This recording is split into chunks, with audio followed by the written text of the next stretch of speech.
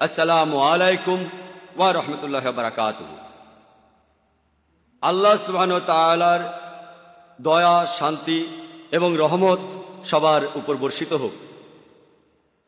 এটা আমার জন্য খুবই আনন্দ আর সম্মানের ব্যাপার যে দুবাই হোলি কোরআন অ্যাওয়ার্ডের পক্ষ থেকে শেখ মোহাম্মদ বিন রশিদ আল মাকতুম এই রমজান মাসে এখানে লেকচার দিতে আমাকে আমন্ত্রণ জানিয়েছেন।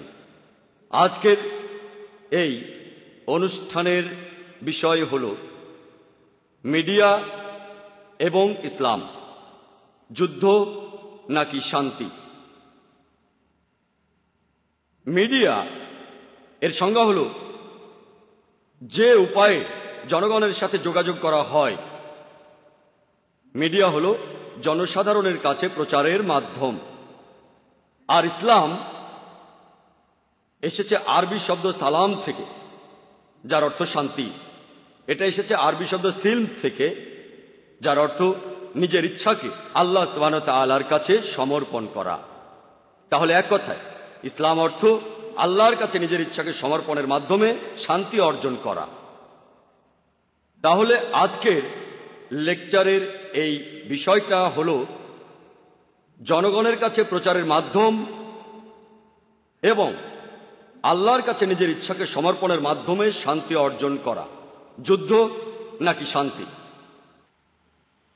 আজকে আমাদের মানতে হবে যে মিডিয়া এখনকার দিনে খুবই গুরুত্বপূর্ণ মাধ্যম, অথবা এভাবে বলতে পারেন মিডিয়া এখনকার দিনের একটা গুরুত্বপূর্ণ অস্ত্র। এই মিডিয়া কালো জিনিসকে সাদা করে ফেলতে পারে, এই মিডিয়া দিনকে রাত বানাতে পারে, এই মিডিয়া হিরোকে ভিলেন বানাতে পারে আর ভিলেনকে হিরো। এই মিডিয়া জনগণের কাছে প্রচারের মাধ্যম, অনেক কিছু করতে পারে। আমাদের বিজ্ঞান প্রযুক্তি যত উন্নত হচ্ছে, মিডিয়াও সেই সাথে ততই উন্নত হচ্ছে। বর্তমানে জনগণের কাছে প্রচারের মাধ্যম অর্থাৎ মিডিয়া, এটাকে মোটামুটিভাবে 4 ভাগে ভাগ করা যায়। প্রথমটা হলো প্রিন্ট মিডিয়া। এটাকেও 2 ভাগে ভাগ করা যায়, নন পিরিয়ডিক্যাল আর পিরিয়ডিক্যাল প্রিন্ট মিডিয়া। নন পিরিয়ডিক্যাল প্রিন্ট মিডিয়ার মধ্যে আছে লিটারেচার, যেমন প্রবন্ধ, বুকলেট, বই ইত্যাদি।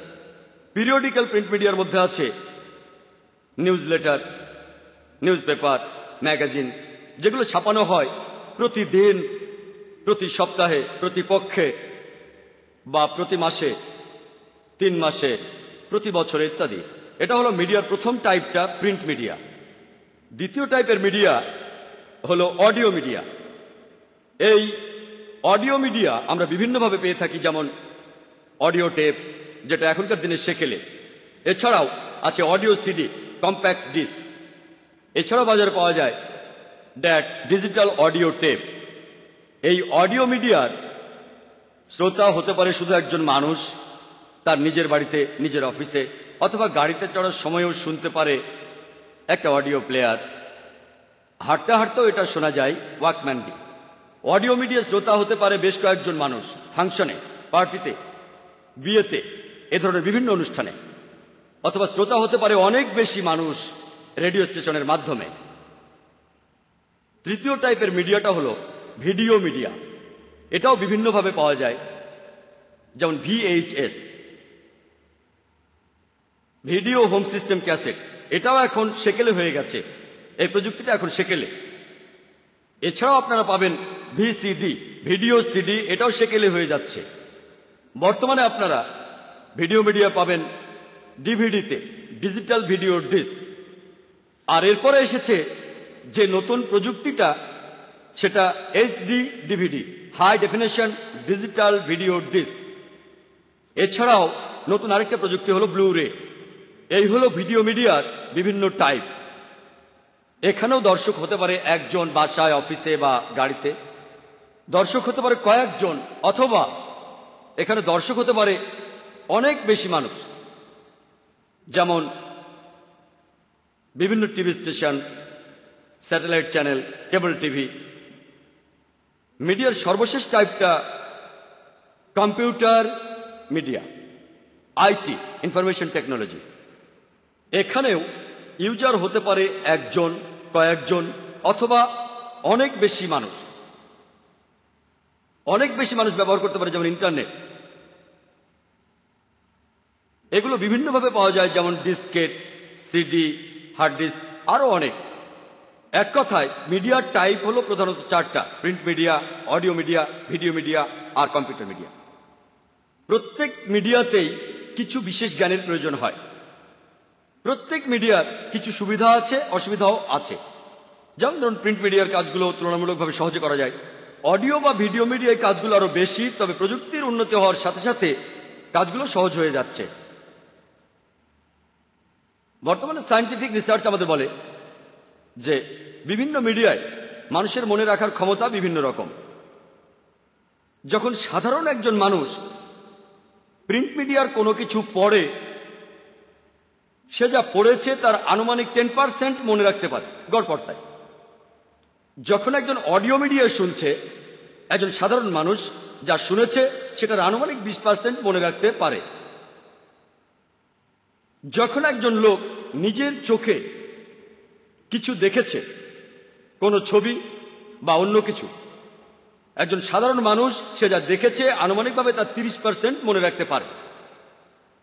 তবে যখন একজন মানুষ একই সাথে দেখে আর শোনে, অর্থাৎ ভিডিও দেখে, একই সাথে অডিও আর ভিডিও একসাথে, একজন সাধারণ মানুষ সে যা দেখেছে আর শুনেছে তার আনুমানিক 50% মনে রাখতে পারে। তাহলে মনে রাখার দিক থেকে সবচেয়ে ভালো হলো ভিডিও মিডিয়া।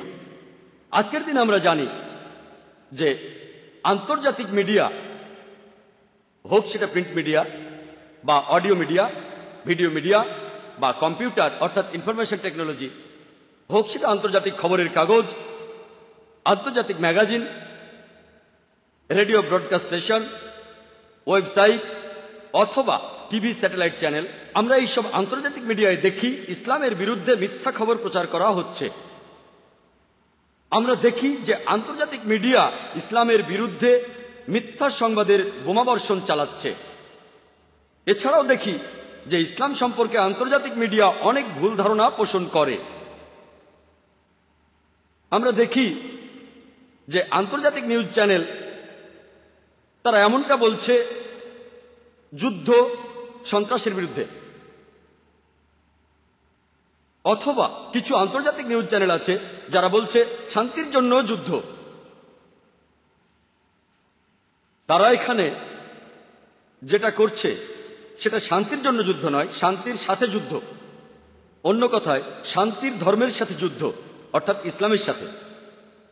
বর্তমানে আন্তর্জাতিক মিডিয়া সামগ্রিকভাবে আমরা দেখি যে তারা ইসলামকে এমনভাবে তুলে ধরেছে যেন এটা একটা সন্ত্রাসের ধর্ম। এটা এমন ধর্ম যেটা এই পৃথিবীতে শান্তি চায় না। দুর্ভাগ্যজনকভাবে মুসলিমরা, দুর্ভাগ্যজনকভাবে আমরা কেউ তাদের মিথ্যা প্রচারের প্রতিবাদ করছি না। এই আন্তর্জাতিক মিডিয়া ইসলামকে বিভিন্ন রকম কলাকৌশলের মাধ্যমে সম্পূর্ণ ভুলভাবে তুলে ধরছে। প্রথম কৌশলটা হলো, মিডিয়া যেভাবে ইসলামকে অপবাদ দেয়, প্রায় দেখা যায় তারা যেটা করে মুসলিমদের মধ্যে কিছু কুলাঙ্গারকে তুলে ধরে আর প্রচার করে যে এরাই হলো মুসলিমদের দৃষ্টান্ত। এভাবে বলতে চায় ইসলাম এমন একটা ধর্ম যেটা এই অন্যায় কাজকে উৎসাহ দেয়। আমরাও মানি যে আমাদের মাঝেও কুলাঙ্গার আছে, কিছু মুসলিম আছে যারা অন্যায় কাজ করে। মিডিয়া এই সব মুসলিমদের তুলে ধরে আর প্রচার করে যে এরাই হলো মুসলিমদের দৃষ্টান্ত, প্রচার করে যে ইসলাম এমন একটা ধর্ম যেটা এইসব অন্যায় কাজ করাকে উৎসাহ দেয়, আর এই কাজগুলো মানবতার বিরুদ্ধে। আমরা সবাই কথা জানি, আন্তর্জাতিক মিডিয়া বলে যে ইসলামী মাদ্রাসাগুলো নিষিদ্ধ করে দেওয়া উচিত। কেন? কারণ তারা মানুষকে বদলে ফেলে একজন সন্ত্রাসীতে। এরা এই পৃথিবীর শান্তিকে নষ্ট করে দেয়। আলহামদুলিল্লাহ, আমি এমন হাজারো লোককে চিনি যে লোকগুলো পাশ করেছে ইসলামিক মাদ্রাসা থেকে এমন একজনকেও আমি দেখিনি যে লোকটা পৃথিবীর শান্তিতে ব্যাঘাত ঘটানোর চেষ্টা করে। তার মানে এই না যে যারা মাদ্রাসা থেকে পাশ করে বের হয় তারা কোনো অন্যায় কাজ করে না, এমন কিছু লোক থাকতে পারে, এরা সব মিলিয়ে 1%-এর বেশি হবে না। কিন্তু মিডিয়া প্রচার করে যে এই কুলাঙ্গাররাই হলো মুসলিমদের দৃষ্টান্ত। আর যে লোকটা কোনো ইসলামিক মাদ্রাসা থেকে পাশ করেছে সে এই পৃথিবীর শান্তিতে ব্যাঘাত ঘটাতে চায়। ইতিহাস আমাদেরকে কথা বলে, পৃথিবীতে যে লোকটা মানব জাতির ইতিহাসে সবচেয়ে বেশি সংখ্যক মানুষকে হত্যা করেছে সে কে? কে সেই লোক যে পৃথিবীতে সবচেয়ে বেশি মানুষকে হত্যা করেছে? সে লোকটা কে? কে সেই লোক? হিটলার। এজন্য অবশ্য কোনো পুরস্কার পাবেন না, এটা সবাই জানে। হিটলার। হিটলার কোন মাদ্রাসা থেকে পাশ করেছিলেন? হিটলার কোন মাদ্রাসায় গ্রাজুয়েশন নিয়েছিলেন? এরপর আরো ইতিহাস ঘাটেন, মুসলিনীকে দেখেন, সেও হাজার হাজার মানুষ হত্যা করেছে। মুসলিনী কোন মাদ্রাসায় পড়েছে? আমরা একথাও জানি যে মাফিয়া, কুখ্যাত ড্রাগস স্মাগলার, তারা কোন মাদ্রাসার গ্রাজুয়েট? একটা লিস্ট করেন পৃথিবীর সবচেয়ে বড় অপরাধীদের লিস্ট।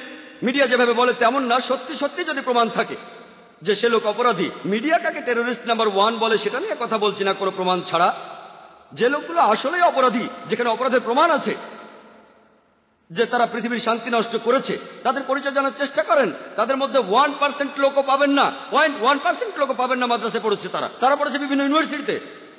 আমিও সেখান থেকে পাশ করেছি, হোক সৌভাগ্য বা দুর্ভাগ্য আমি পাশ করেছি তেমনই একটা ইউনিভার্সিটি থেকেই, বোম্বে থেকে পাশ করেছি। স্কুল পাশ করার পরে মেডিকেল কলেজে পড়েছি, যেভাবে একজন ডাক্তার পাশ করে। এভাবে মিডিয়া মুসলিমদের ভেতর কিছু কুলাঙ্গার তুলে ধরে আর বলে যে এরাই মুসলিমদের দৃষ্টান্ত।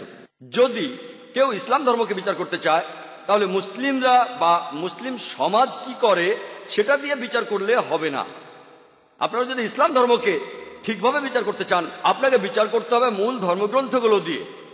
ইসলাম ধর্মের মূল ধর্মগ্রন্থগুলো হলো পবিত্র কোরআন এবং শেষ নবী মুহাম্মদ সাল্লাল্লাহু আলাইহি সাল্লামের সহিহ হাদিস। আমি চ্যালেঞ্জ করছি, মানুষের মধ্যে থেকে যে কোনো লোক মাত্র একটা নীতি খুঁজে বের করেন পবিত্র কোরআন থেকে অথবা সহিহ হাদিস থেকে যেটা সামগ্রিকভাবে মানবতার বিরুদ্ধে। মনে করেন আপনি পরীক্ষা করে দেখবেন একটা গাড়ি কতখানি ভালো, আর মার্কেটের লেটেস্ট গাড়িটা মার্সিডিজ 600 ACL মার্কেটে নতুন এসেছে। একজন লোক যে গাড়ি চালাতে জানে না, সে স্টিয়ারিং হুইলের পেছনে বসলো, তারপর গাড়ি নিয়ে অ্যাক্সিডেন্ট করলো। আপনারা কাকে দোষ দেবেন? গাড়িকে না ড্রাইভারকে? কাকে দোষ দেবেন? গাড়িকে না ড্রাইভারকে? আপনারা ড্রাইভারকে দোষ দেবেন। যদি কেউ গাড়ি চালাতে না জানে আর সেটা নিয়ে অ্যাক্সিডেন্ট করে, আপনারা গাড়িকে দোষ দেবেন না। যদি পরীক্ষা করতে চান গাড়িটা কতখানি ভালো, তখন গাড়িটার বৈশিষ্ট্যগুলো দেখতে হবে। এর পিক আপ কত, নিরাপত্তা ব্যবস্থাগুলো কেমন, গাড়িটার স্পিড কত, গিয়ারের অবস্থা কি, তারপরে বলতে পারবেন গাড়িটা কতখানি ভালো। আর যদি গাড়িটা পরীক্ষা করে নিতে চান ভালো করে, তাহলে স্টিয়ারিং হুইলের পেছনে বসান একজন এক্সপার্ট ড্রাইভারকে। একইভাবে কোন মুসলিমকে দিয়ে যদি দৃষ্টান্ত দিতে চান যে ইসলাম ধর্ম কতটা ভালো, এ ব্যাপারে সবচেয়ে সেরা দৃষ্টান্ত নবীজি মুহাম্মদ সাল্লাল্লাহু আলাইহি সাল্লাম। আমার দিকে তাকিয়ে আপনারা ইসলাম ধর্মকে বিচার করবেন না, অন্য কোন মুসলিম অথবা মুসলিম সমাজের কাজগুলোকে দেখবেন না। এখানে দেখবেন এক্সপার্ট কোন ড্রাইভারকে বা মানুষকে, যিনি ইসলাম ধর্মের নিয়মগুলো জানেন পুরোপুরি। তিনি হলেন সর্বশেষ চূড়ান্ত নবী মুহাম্মদ সাল্লাল্লাহু আলাইহি সাল্লাম। ইসলামের অপবাদ দিতে মিডিয়া আরো যে কৌশলগুলো অবলম্বন করে সেটা হলো তারা প্রসঙ্গ ছাড়াই পবিত্র কোরআনের বিভিন্ন উদ্ধৃতি দেয়। আর পবিত্র কোরআনের একটি আয়াত যেটা সমালোচকদের খুব পছন্দ, সেটা পবিত্র কোরআনের সূরা তাওবার 5 নম্বর আয়াত। বলা হয়েছে যখনই তোমরা কোনো কাফিরকে দেখবে তাকে মেরে ফেলবে। আর যদি কোরআন খোলেন এই আয়াতটা দেখবেন, অনুবাদটাও দেখতে পাবেন, যখনই তোমরা কোনো কাফিরকে দেখবে তাকে মেরে ফেলবে। তবে এটা প্রসঙ্গ ছাড়া উদ্ধৃতি। তারা কোরআনের আয়াতের উদ্ধৃতি দেয় কোনো প্রসঙ্গ ছাড়া, হাদিসের উদ্ধৃতিও দেয় প্রসঙ্গ ছাড়া। এই প্রসঙ্গটা এর প্রথম দিকের আয়াতে আছে। বলা হয়েছে যে একটা শান্তি চুক্তি হয়েছিল সেখানকার মুসলিম আর মক্কার মুশরিকদের ভেতর, আর মক্কার মুশরিকরাই পরে এই শান্তি চুক্তির শর্তগুলো ভেঙেছিল। আর তখন আল্লাহ সুবহানাহু ওয়া তাআলা পবিত্র কোরআনের সূরা তাওবার 5 নম্বর আয়াত নাজিল করলেন। তিনি এখানে মক্কার মুশরিকদের উদ্দেশ্যে চূড়ান্ত প্রস্তাবটা দিয়েছেন, তোমরা আগামী 4 মাসের মধ্যে সব ভুল শুধরে ফেলো, তা না হলে তোমাদের যুদ্ধ করতে হবে। আর সেই যুদ্ধক্ষেত্রে আল্লাহ বলেছেন মুসলিমদের উদ্দেশ্যে, তোমরা ভয় পেও না, যুদ্ধ করো, যেখানে তোমাদের শত্রুদের দেখবে মেরে ফেলো। যে কোনো আর্মি জেনারেল সৈন্যদের মনোবল বাড়ানোর জন্য স্বাভাবিকভাবে এই কথা বলবেন, যেখানে শত্রুদের দেখো মেরে ফেলো। এই কথা বলবেন না যেখানে শত্রুদের দেখো সেখানে তোমরা মরে যাও। তাই এখানে যুদ্ধক্ষেত্রের কথা বলা হচ্ছে। আল্লাহ সুবহানাহু ওয়া তাআলা বলেছেন যে যখনই যুদ্ধক্ষেত্রে শত্রুরা তোমাকে আক্রমণ করতে আসবে, তোমরা ভয় পেও না, যুদ্ধ করো, আর তাদের দেখলেই মেরে ফেলো।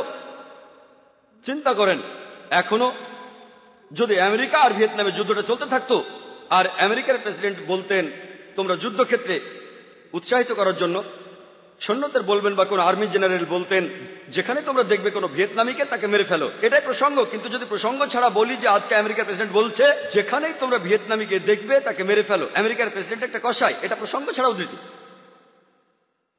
আর সব সমালোচককেই দেখেছি হয় এখানেই শেষ করে, নয়তো একটা আয়াত বাদ দিয়ে যায়। আর অরুণ সুরি ইসলামের একজন বিখ্যাত সমালোচক, ইন্ডিয়ায় অর্থাৎ আমার দেশে, তিনি তার বইতে লিখেছেন দ্য ওয়ার্ল্ড অফ ফতোয়া। তিনি সূরা তাওবার 5 নম্বর আয়াতটা বলার পর লাভ দিয়ে গেছেন 7 নম্বর আয়াতে। কারণটা জানেন? কারণ 6 নম্বর আয়াতেই তার এই অভিযোগের উত্তর আছে। সূরা তাওবার 6 নম্বর আয়াতে বলছে, কাফিরদের কেউ, শত্রুদের কেউ আশ্রয় প্রার্থনা করলে শুধু সাহায্য করলে হবে না, বলা হয়েছে তাকে নিরাপদ কোনো স্থানে পৌঁছে দেবে যাতে সে আল্লাহর বাণী শুনতে পায়। একজন সবচেয়ে দয়াবান আর্মি জেনারেল হয়তো এমনটা বলবেন, শত্রু যদি চলে যেতে চায় তাকে চলে যেতে দাও। কোরআন এমনটা বলছে না। কোরআন বলছে যদি শত্রুরা শান্তি চায় তাহলে তোমরা তাদের নিরাপদ স্থানে পৌঁছে দাও। আর কোরআনের প্রায় সবগুলো আয়াতেই যেখানে বলা হয়েছে যুদ্ধের কথা আর যুদ্ধক্ষেত্রের কথা বা অত্যাচারের বিরুদ্ধে, অবিচারের বিরুদ্ধে, তারপরের আয়াতে বলা হয়েছে যে শান্তি সবচেয়ে ভালো সব জায়গায়, কারণ ইসলাম হলো শান্তির ধর্ম। মিডিয়া তৃতীয় যে কৌশলটা প্রয়োগ করে ইসলামের অপবাদ দিতে, তারা যেগুলোর উদ্ধৃতি দেয় সেগুলোর ভুল ব্যাখ্যা করে, হোক সেটা কোরআন থেকে বা নবীজি সাল্লাল্লাহু আলাইহি সাল্লামের হাদিস থেকে। চতুর্থ কৌশলটা হলো ইসলাম সম্পর্কে এমন অপবাদ যেটা ইসলামে নেই, ইসলামের যেটার কোনো উল্লেখ নেই, সেটাকে ইসলামের সাথে জড়ায়। মিডিয়ার পঞ্চম কৌশলটা হচ্ছে তারা ইসলামের আলোকে ঠিক ব্যাখ্যাটাই দেয়, তবে সেটাকে আলাদা দৃষ্টিকোণ থেকে দেখে। তারা বলে যে মানুষ জাতির জন্য এটা একটা সমস্যা। তারা বলতে চায় যে ইসলাম মানুষ জাতির জন্য একটা সমস্যা। ইসলাম আসলে কোনো সমস্যা নয়, ইসলাম ধর্ম মানুষ জাতির সমস্যাগুলোর সমাধান। ইসলাম ধর্ম আসলে মানুষ জাতির জন্য কোনো সমস্যা নয়। হাতে সময় কম, তাই এ ব্যাপারে বিস্তারিত কিছু বলছি না। তবে এভাবেই মিডিয়া বিভিন্ন কৌশল অবলম্বন করে ইসলামের নিন্দা করে। আর এখন আন্তর্জাতিক মিডিয়ায় দেখি যে তারা মুসলিমদের বলছে মৌলবাদী, চরমপন্থী আর সন্ত্রাসী। আর বেশিরভাগ মুসলিম অপরাধবোধে ভোগে যে না, হ্যাঁ আমি কিন্তু মৌলবাদী নই। আসলে এরকম কিছু মুসলিম আছে যারা মৌলবাদী, কিন্তু আমি মৌলবাদী না, আমি চরমপন্থী না। মুসলিমদের বেশিরভাগই অপরাধবোধে ভোগে।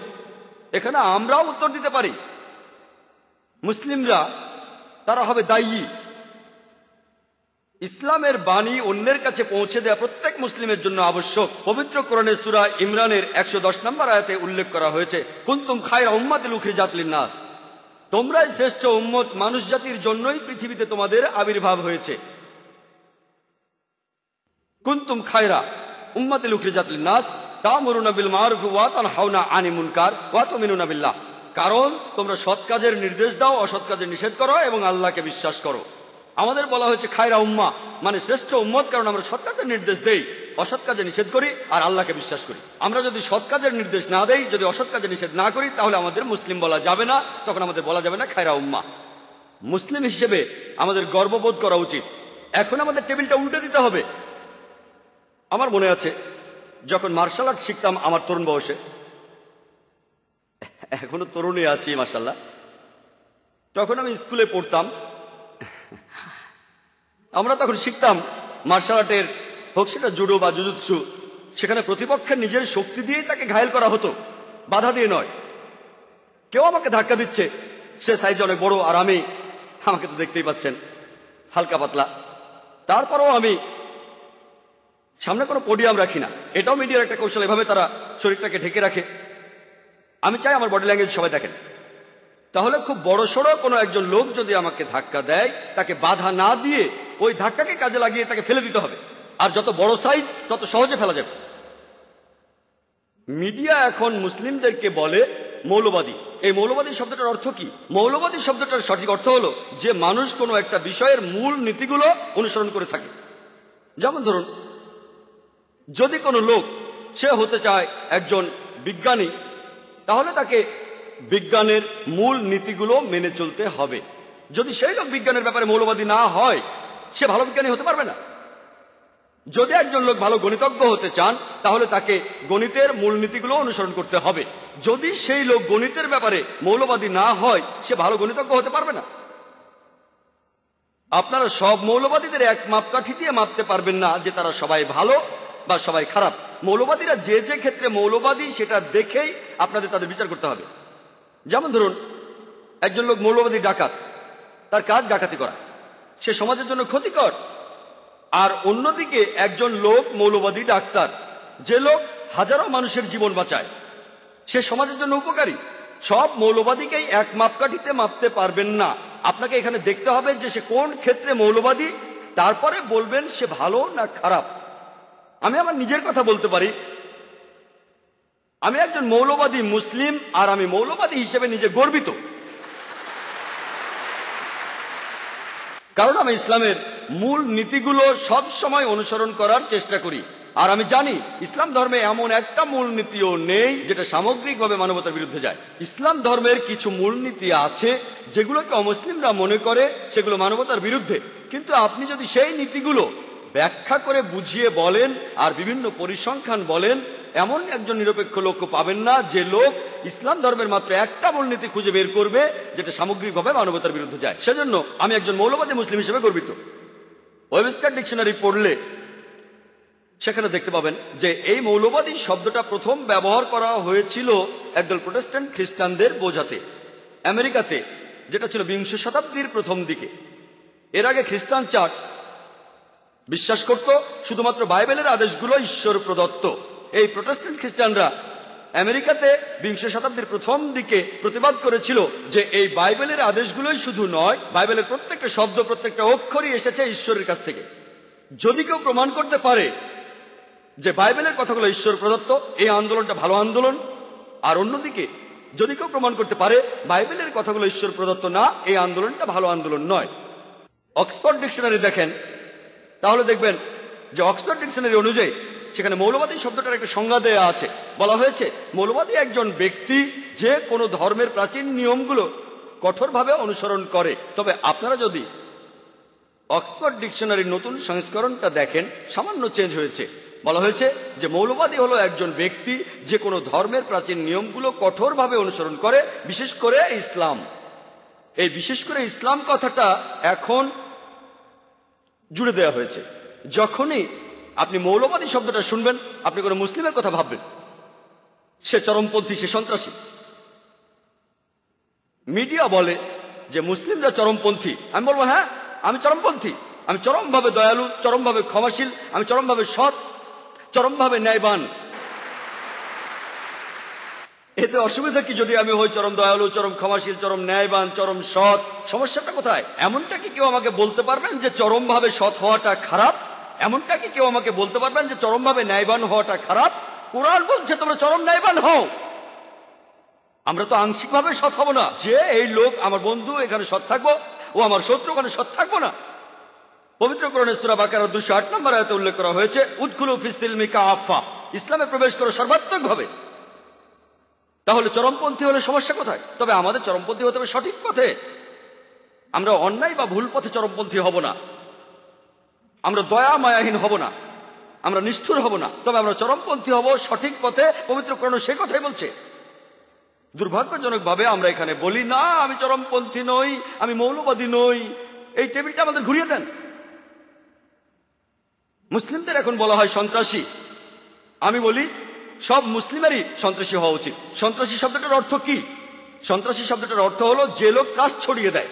যখন একজন ডাকাত পুলিশকে দেখে সে ভয় পেয়ে যায়, তাহলে এই ডাকাতের জন্য সেই পুলিশ সন্ত্রাসী। আর একইভাবে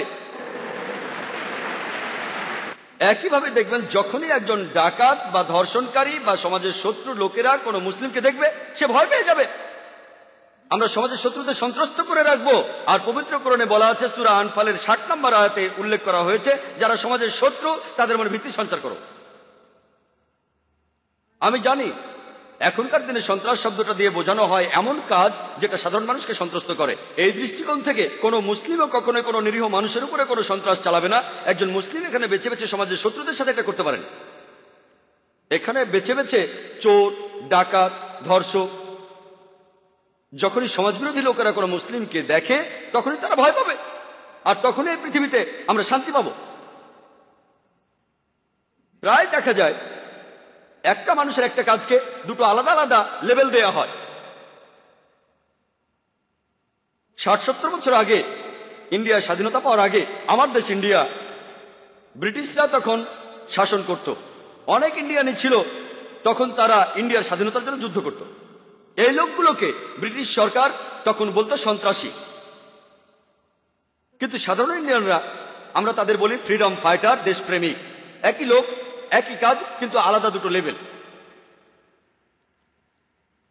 আপনারা যদি ব্রিটিশ সরকারের সাথে একমত হন যে ইন্ডিয়াকে শাসন করার অধিকার তাদের আছে, তাহলে আপনি ওই লোকগুলোকে বলবেন সন্ত্রাসী। কিন্তু আপনি যদি সাধারণ ইন্ডিয়ানদের সাথে একমত হন যে ব্রিটিশরা ইন্ডিয়াতে এসেছে ব্যবসা করার জন্য, আমাদের শাসন করার অধিকার তাদের নেই, তাহলে আপনি এই লোকগুলোকে বলবেন দেশপ্রেমিক, ফ্রিডম ফাইটার। একই লোক, একই কাজ, কিন্তু দুটো আলাদা লেভেল। আর এরকম উদাহরণ আপনারা পৃথিবীর ইতিহাসে অনেক খুঁজে পাবেন। একজন দায়ী বুঝবেন এমন অনেক দৃষ্টান্ত থাকলে যে কোনটা কোথায় ব্যবহার করতে হবে, যাতে করে লোকেরা বুঝতে পারে। কারণ সূরা ইমরানের 64 নম্বর আয়াতে উল্লেখ করা হয়েছে, তাআলা ইলা কালিমাতিন সাওয়াইন বাইনা ওয়া বাইনাকুম, এসো সেই কথায় যাহা তোমাদের এবং আমাদের মধ্যে এক। যখন ইন্ডিয়ানরা মুসলিমদের সন্ত্রাসী বলে অভিহিত করে, তখন আমি এই ব্যাখ্যাটা দেই, তখন তারা ভালোভাবেই বুঝতে পারে। 2 মাস আগে আমি ইংল্যান্ডে ছিলাম, সেই বোম ব্লাস্টের পরে, 7 জুলাইয়ের পরে। একটা কনফারেন্সে আমি লেকচার দিয়েছিলাম। টনি ব্লেয়ার সেখানে আসার কথা ছিল, কিন্তু তিনি শেষে আসতে পারেন নাই। তবে চিফ অফ পুলিশ সেখানে ছিলেন, মেয়রও ছিলেন। সেখানেও আমি উদাহরণ দিয়েছি, তবে সেটা ছিল অন্যরকম। বলেছিলাম, অষ্টাদশ শতাব্দীর শেষ দিকে আমেরিকায় স্বাধীনতা যুদ্ধ হচ্ছিল। তখন ব্রিটিশরা আমেরিকা শাসন করত। অনেক আমেরিকানই স্বাধীনতার জন্য যুদ্ধ করছিল। 1776 সালে তারা স্বাধীনতা লাভ করে। আর তখনকার উচ্চপদস্থ নেতা Benjamin Franklin, George Washington, British সরকার তখন তাদের বলতো 1 নম্বর সন্ত্রাসী। যে লোক ছিল 1 নম্বর সন্ত্রাসী, জর্জ ওয়াশিংটন, পরবর্তীতে তিনিই হলেন ইউএস এর প্রেসিডেন্ট। চিন্তা করেন, সন্ত্রাসী 1 নম্বর, পরে হলেন আমেরিকার প্রেসিডেন্ট। আর তিনি হলেন আমেরিকার প্রথম প্রেসিডেন্ট যাকে সবাই শ্রদ্ধা করেন, এমনকি জর্জ বুশও।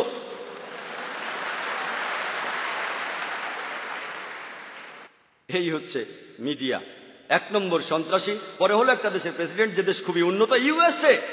ইউএসএ হচ্ছে পৃথিবীর সবচেয়ে উন্নত একটা দেশ।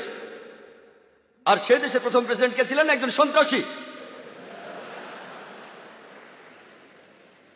এছাড়া বলতে পারি নেলসন ম্যান্ডেলার কথা। বর্তমান দক্ষিণ আফ্রিকার আগে দক্ষিণ আফ্রিকার ক্ষমতায় ছিল শ্বেতাঙ্গ বর্ণবাদী সরকার। নেলসন ম্যান্ডেলাকে এই শ্বেতাঙ্গ বর্ণবাদী সরকার আটকে রেখেছিল 25 বছর রোবেন আইল্যান্ডে, আর তাকে বলা হতো 1 নম্বর সন্ত্রাসী।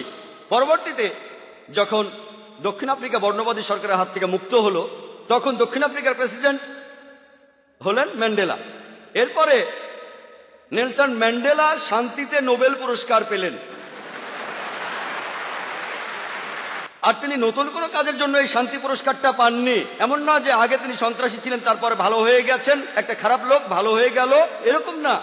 সেই একই কাজ যেটার জন্য তাকে সন্ত্রাসী বলা হয়েছে, কয়েক বছর পরে সেটার জন্য তিনি শান্তিতে নোবেল পেলেন। এটা খুবই অদ্ভুত। একই কাজ, যে কারণে তিনি 25 বছর জেলখানায় ছিলেন, তাকে সন্ত্রাসী বলা হতো, সেই কাজের জন্যই তিনি শান্তিতে নোবেল পুরস্কার পেয়েছেন।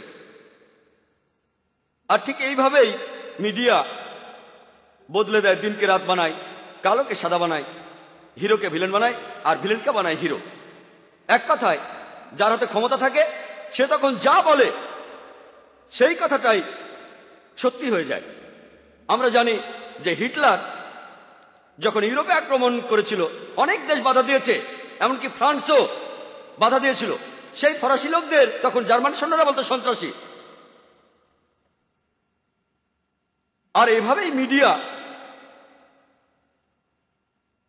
খবর তুলে ধরে। দুর্ভাগ্যজনকভাবে মুসলিমরা, দুর্ভাগ্যজনকভাবে আমরা অনেক পেছনে পড়ে আছি। আমাদের জানতে হবে কিভাবে টেবিলটা উল্টে দেওয়া যায়।